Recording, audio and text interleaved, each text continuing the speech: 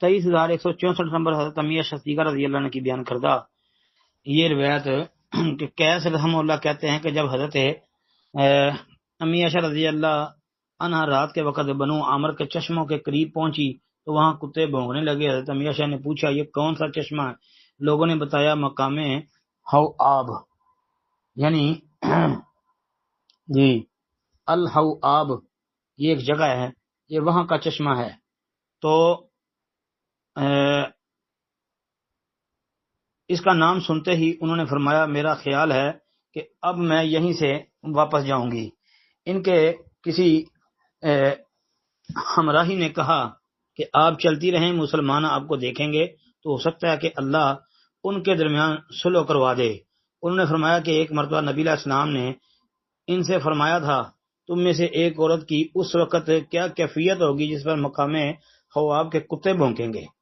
اچھا کہتے ہیں جی شیخ محترم کیا یہ روایت صحیح ہے، اور اگر صحیح ہے تو اس کی وضاحت فرمائیں۔ محترم مسند احمد کے اندر یہ روایت موجود ہے، لیکن اس کا نمبر جو ہے نا جو آپ نے لکھا ہے 23,164 نہیں، مسند احمد میں جو عربی نسخہ ہے ہمارے پاس یہ اس میں یہ روایت 24,254 نمبر پر مسند النساء کے اندر موجود ہے، حضرت امیہ شصدیقہ کی روایت ہے۔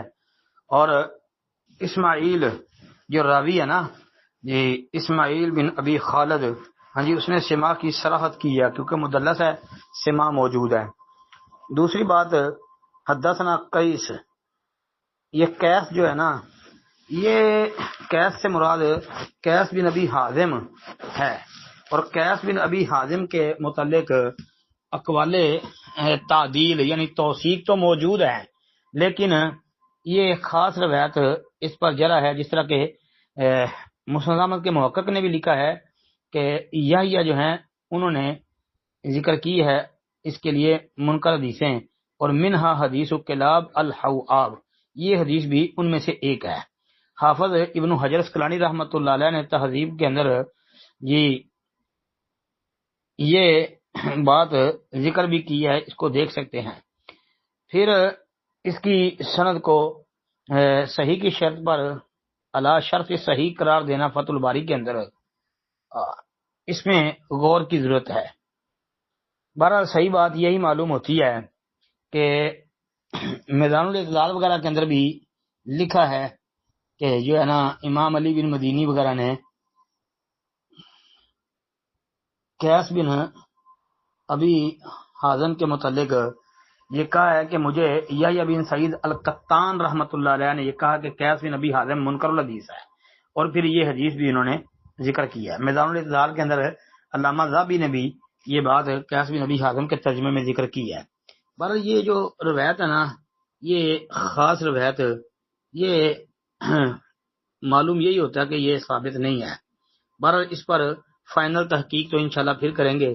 باقی اگرچہ اس روایت کو صحیح تسلیم کر بھی لیا جائے تو پھر بھی یہ بات یاد رکھیں کہ یہ غیب کی خبر ہے، مستقبل میں ہونے والے ایک واقعے کی اطلاع دی گئی ہے، اس سے کسی کا اچھا یا برا ہونا یہ ثابت نہیں ہوتا کہ اگر کوئی کالے دل والا رافضی ذہن کا اٹھ کے تو حضرت امیہ شصدیقہ رضی اللہ عنہ پر تان کرنا شروع کر دے اور ثابت کرے کہ دیکھو ان کے متعلق یہ روایت کو فٹ کرنے کی کوشش کرے تو یہ خامہ اور فضول بات ہوگی۔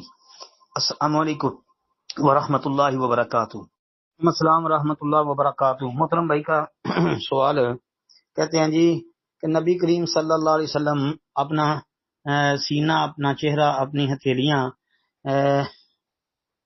حجر اسود اور بیت اللہ کے دروازے کے درمیان رکھتے تھے۔ اچھا محترم بھائی شیخ البانی رحمۃ اللہ علیہ نے یہ روایت ذکر ضرور کی ہے سلسلہ صحیحہ کے اندر 2138 نمبر پر۔ سنن ابی داؤد، ابن ماجہ، سنن کبریٰ، بہقی وغیرہ کتب کا حوالہ بھی انہوں نے ذکر کیا ہے، لیکن یہ روایت ثابت نہیں ہے جی ثابت نہیں ہے یہ مرفوعاً، خصوصاً مرفوعاً تو ثابت ہی نہیں نا جی۔ یہ عبداللہ بن عمر رضی اللہ عنہما کی بیان کردہ روایت ہے، کہتے ہیں کہ عمر بن شعیب ان ابی ان جدی ہی سے یہ روایت ہے کہ میں نے سیدنا عبداللہ بن عمر رضی اللہ عنہ کے ساتھ طواف کیا. جب ہم کعبہ کے پیچھے کے جانب آئے تو میں نے کہا کیا آپ تعوذ نہیں کرتے؟ انہوں نے کہا ہم اللہ کی پناہ چاہتے ہیں. دوزخ سے پھر چلتے آئے حتیٰ کہ حجر اسود کا استلام کیا اور حجر اسود اور دروازے کے درمیان رک گئے. پھر اپنا سینہ اور چہرہ اس پر رکھا، اپنی کلائیوں اور ہاتھوں کو اس طرح کیا اور انہیں خوب پھیلایا، یعنی پھیلا کر دکھایا. پھر کہا میں نے نبی علیہ السلام کو اس طرح کرتے دیکھا ہے. جی یہ روایت جو ہے نا، ہاں جی یہ انہوں نے ذکر کی ہے، لیکن یہ روایت جو ہے نا یہ بھائی ثابت نہیں ہے، کیونکہ سند کے اندر ایک راوی ہے مصنع بن صباح. یہ مصنع بن صباح جو ہے یہ ضعیف الحدیث راوی ہے، تقریب التہذیب کے اندر لکھا ہے. بلکہ یہ بھی ہے کہ اس کو آخری عمر کے حصے میں اختلاط ہو گیا تھا یعنی. اور علامہ حسمی رحمۃ اللہ علیہ نے مجموع الزوائد وغیرہ کے اندر یہ کہا ہے کہ یہ جمہور محدثین نے اسے ضعیف قرار دیا ہے، بلکہ یہ بھی لکھا ہے کہ وہ متروک عند الجمہور، جمہور کے ہاں یہ متروک راوی ہے.